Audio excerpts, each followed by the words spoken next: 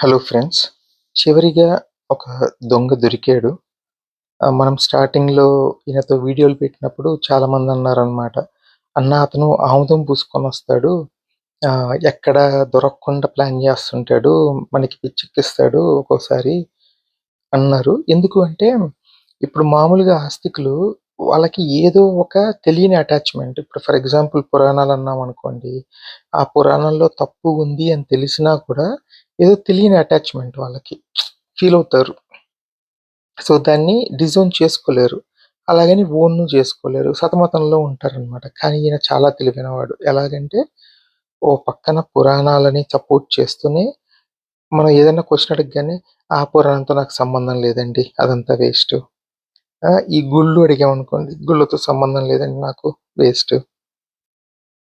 అట్లా తెలివిగా 99% ఆన్సర్ చెప్పలేనివన్నీ తప్పించేసుకుంటాడనమాట.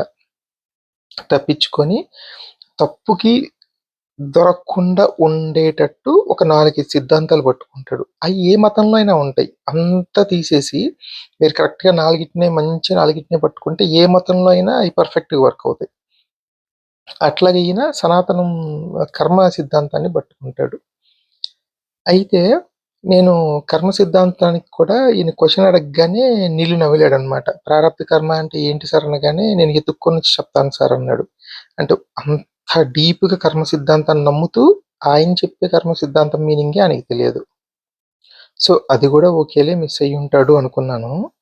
కానీ ఎప్పుడైతే ఈయన సాయిబాబా మీద ఒక కామెంట్ చేశాడు. అదేంటంటే ఏంటి అంటే, వాళ్ళ మతంలో దేవుడి పైన సరైన నమ్మకాలను కలిగి లేరు. అందుకే ఇలాంటి మూఢనమ్మకాలు తయారయ్యాయి.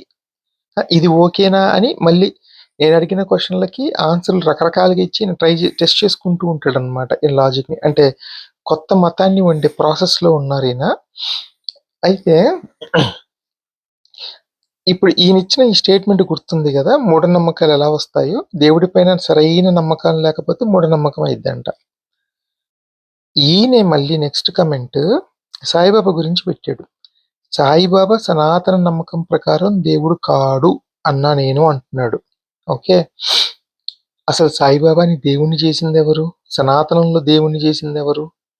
బ్రాహ్మిన్స్ కదా! సనాతనులందరూ పూజిస్తున్నారు. కానీ ఆయన్ని దేవుడిగా చేసి, ఆయన పేరు మీద ఒక చరిత్ర రాసేసి, హడావిడిగా మార్కెటింగ్ చేసిందెవరు? బ్రాహ్మిన్స్. 99% ఇప్పుడు ఉన్న వీధికొక సాయిబాబా గుడిలో అన్నిట్లో పూజారులు బ్రాహ్మిన్స్. కాబట్టి ఈయనిక్కడ 2 విషయాలు చెప్తున్నాడు మనకి. ఒకటి, మూఢనమ్మకాలను పెంచి పోషించేది బ్రాహ్మిన్స్. 2, సనాతనంలో మూఢనమ్మకాలున్నాయి. అంటే సనాతనంలో ఉన్న వాళ్ళకి దేవుడి పైన అవగాహన లేదు. ఈ స్టేట్మెంట్ ప్రకారం సనాతనంలో మూఢనమ్మకాలున్నాయి కాబట్టి దేవుడి పైన అవగాహన లేదు. ఇదే గాదు, మళ్ళీ ఈయన మనం క్యాస్ట్ సిస్టము, క్యాస్ట్ డిస్క్రిమినేషన్ అడిగినప్పుడు గూడా వాళ్ళకి అంత ఐడియా లేదండి. 50% ఐడియా ఉంది, 60% ఐడియా ఉంది అని ఇలా అంటాడు గానీ, చివరికి వెళ్ళి మళ్ళీ ఆ మతోన్మాదులకి ఈయన సపోర్ట్ చేస్తాడు.